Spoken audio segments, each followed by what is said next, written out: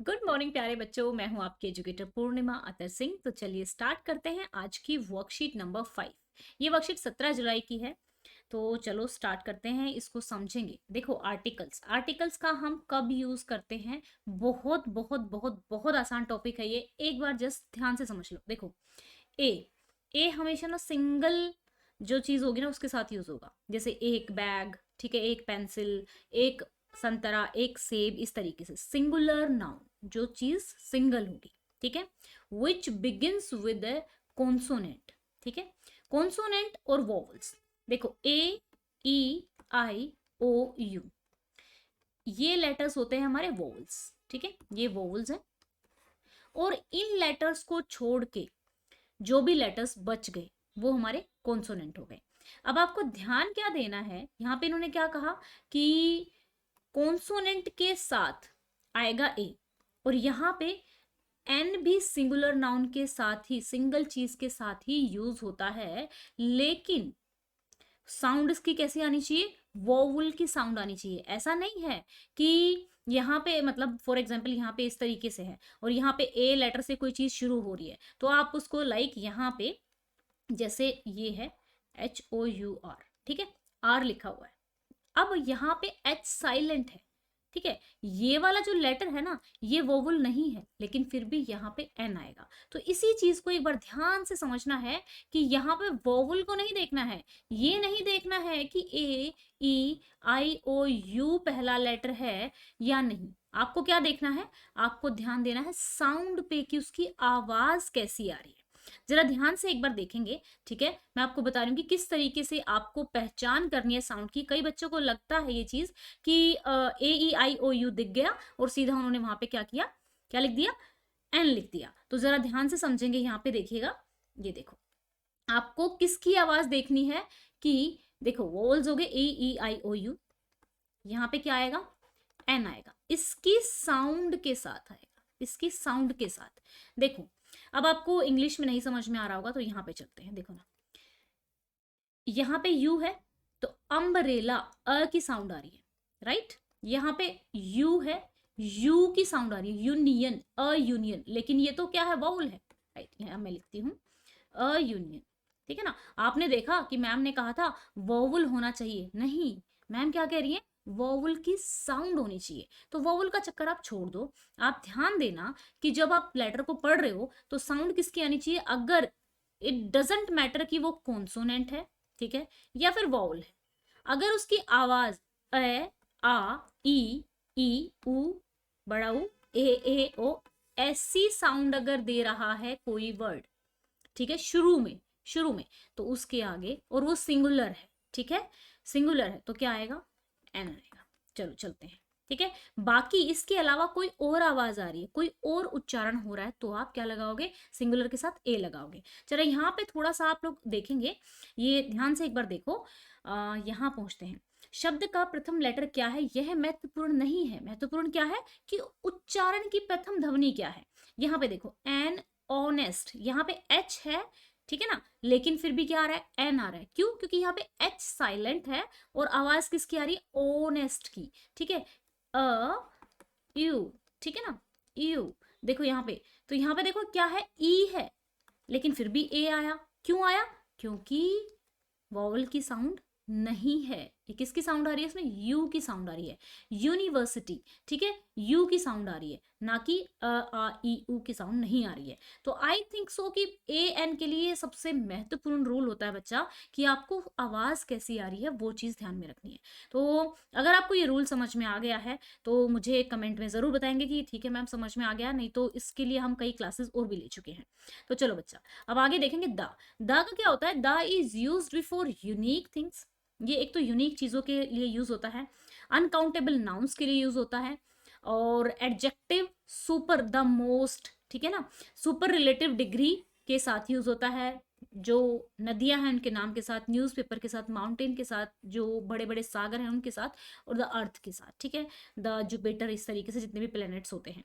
तो बच्चा देखो, इसमें क्या है ना, एक चीज और मैं आपको बताती हूँ, द का एक रूल और है कि फॉर एग्जाम्पल हमने क्या किया, आप एक स्टोरी सुना रहे हैं, ठीक है, आपने कहा कि एक बार एक राजा था, ठीक है, there was a king.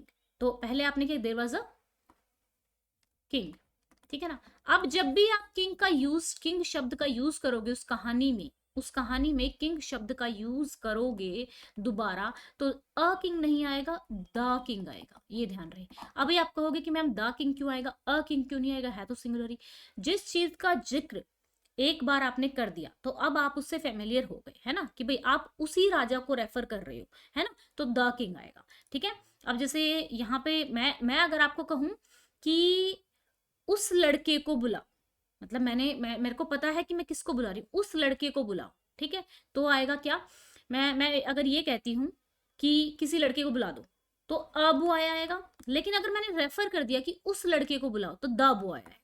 Difference ये है, मतलब अगर मुझे पता है कि मैं किसको बुला रही हूँ, अगर मुझे उसकी पहचान हो गई, इंट्रोडक्शन के लिए ए लगेगा, मतलब शुरू में जब जिक्र करते हैं, बाकी हमारा क्या लगेगा, द लगेगा। तो चलो स्टार्ट करते हैं, एग्जाम्पल्स के थ्रू और ज्यादा अच्छे से समझ में आता है।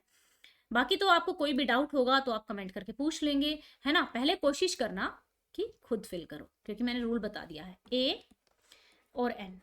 ए कब लगेगा, अगर साउंड इसकी साउंड आ ई ई ऊ वगैरह की साउंड अगर आ रही है तो एन लगेगा, अदरवाइज ए लगेगा। किसके साथ, सिंगुलर चीज के साथ। बाकी बहुत सारे दा के कई सारे रूल्स हैं जो आपको अभी और भी बाकी करानी है, तो आई होप सो कि आपके जो सिलेबस है उसमें इतना आएगा। Rohan likes to eat an ice cream, ठीक है ना, an ice cream, okay. Please give me a chocolate that is in jar, please give me the chocolate.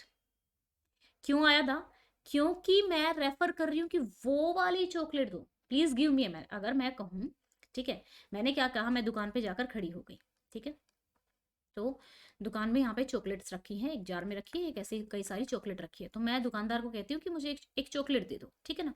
लेकिन अगर मैं कहती हूँ कि मुझे वो चॉकलेट दे दो, तो द चॉकलेट आएगा, ठीक है। जब मैं रेफर कर रही हूँ तो द आएगा। My son is learning to play a guitar at his school, I bought an umbrella, ठीक है ना, एन अम्ब्रेला, अम्ब्रेला, ठीक है। किसकी साउंड आ रही है, अ की साउंड आ रही है। My aunty like to eat an orange and a banana, ठीक है।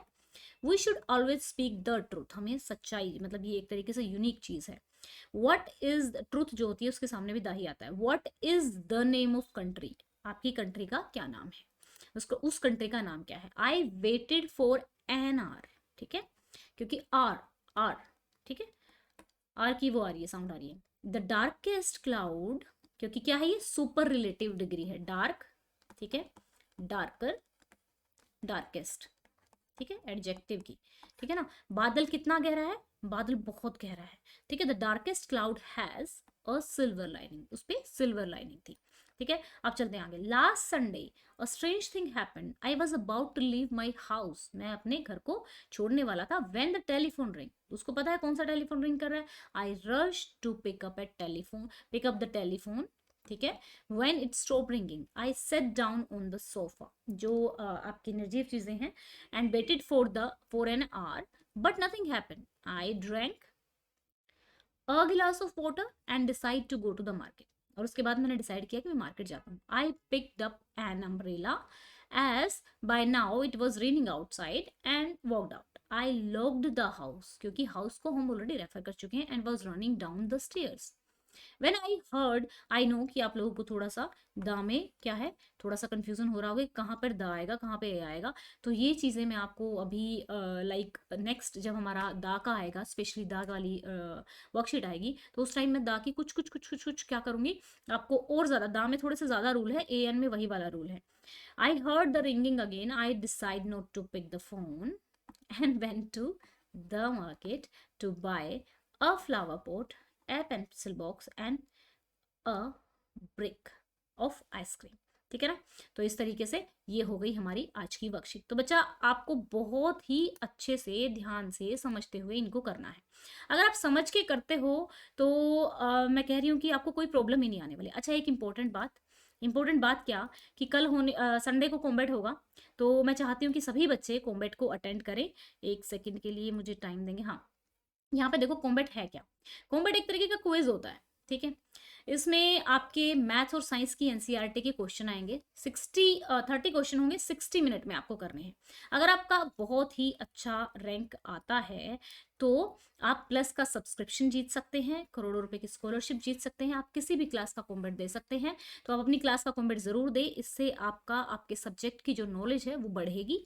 ठीक है। आपको कोड यूज करना है पूर्णिमा 10, ठीक है, कैपिटल में है पूर्णिमा 10, पूर्णिमा 10 में कोई स्पेस नहीं है। लाइव क्विज अटेंड करने के लिए या फिर अकेडमी पे कोई क्लास लोक है और आपसे कोड मांगा जा रहा है तो भी आप पूर्णिमा 10 कोड डाल सकते हैं।